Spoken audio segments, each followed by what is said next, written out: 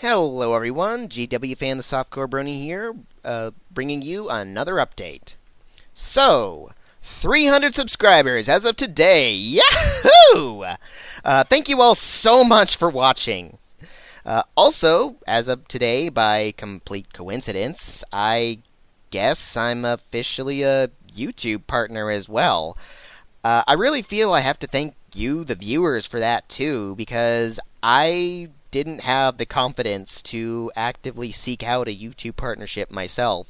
And instead, a while ago, actually, I was invited to become a YouTube partner. I never would have been noticed without all of you, so I just want to say thanks. You rock. Woohoo! Now, on to what I actually want to do this update for. It's just that the other two things just happened to happen today after I got home from work, and I just wanted to thank you first. Anyway, 9 hours, 9 persons, 9 doors. It's been going on for much longer than I originally meant for it to, and it's not quite over yet. I completely underestimated and flat out forgot just how much story it dumps on you at one time.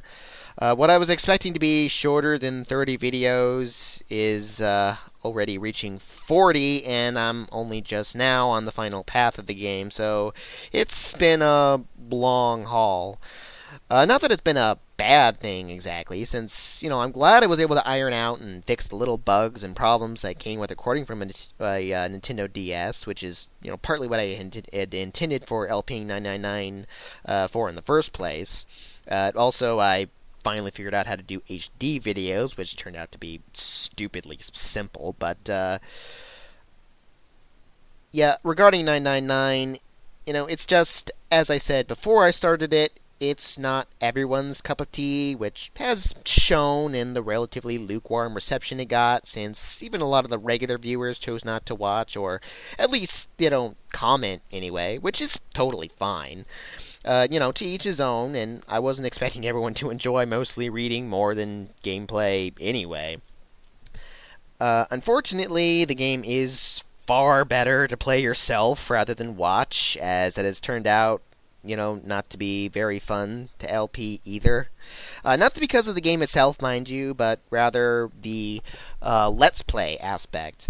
Part of the reason I've at least been trying to get out videos every day lately is because it's difficult when I find myself spending 5 videos in a row that are all 25 to 35 minutes with nothing but text in front of me, and I'm literally struggling for things to say. Especially with a game that is as well written as 999, to the point that most of the plot holes are even ironed out, except for that stupid reason they had to go through door 3, but anyway, to make a long story short, I'm glad those of you who decided to stick with 999 are enjoying it, but as for the long delay between it and the next game for the rest of my viewers, I'm there too. I admit, I have been waiting to get done with 999 since about video 20 now. Again, because of the Let's Play aspect, not the game itself. I still have very fond memories of my first time playing through. But with that said, and because I'm reaching 300 subscribers, though I was planning to do this anyway, I'm going to start Pokemon Soul Silver a little early, probably in the next couple days. Just like I did with Super Lesbian Horse before, I'm going to play it on top of finishing 999. Finally! Speaking of Super Lesbian Horse RPG, I like how that worked out before, since, it's not difficult at all to record 2 games on the same day. As a result, since I have a little way of knowing in advance when exactly a new fan-made pony RPG is going to be released, I figured that from here on out, whenever a fan-made game is released, I'll spend about 2 weeks or however long it takes me to play through the game once or twice, take down some notes, and then let's play it on top of whatever non-pony game I happen to be let's playing at the time. Part of the reason for this is that interest in fan-made games is at its highest when it's still new. So sooner rather than waiting for whenever I happen to finish whatever I have scheduled is just a smarter way to go about it, and doesn't bog down or alter my scheduled LPs either. Now, I am aware of several fan-made pony RPGs in the making at the moment, including the rest of Fighting the Unknown, which I already delayed because I wanted to play the full game rather than find I need to start over when the second part is released due to major changes or something to that effect. Other games I'm currently aware of, since I know some of you out there like to inform me of games, sometimes something I haven't heard of, and sometimes something I have already.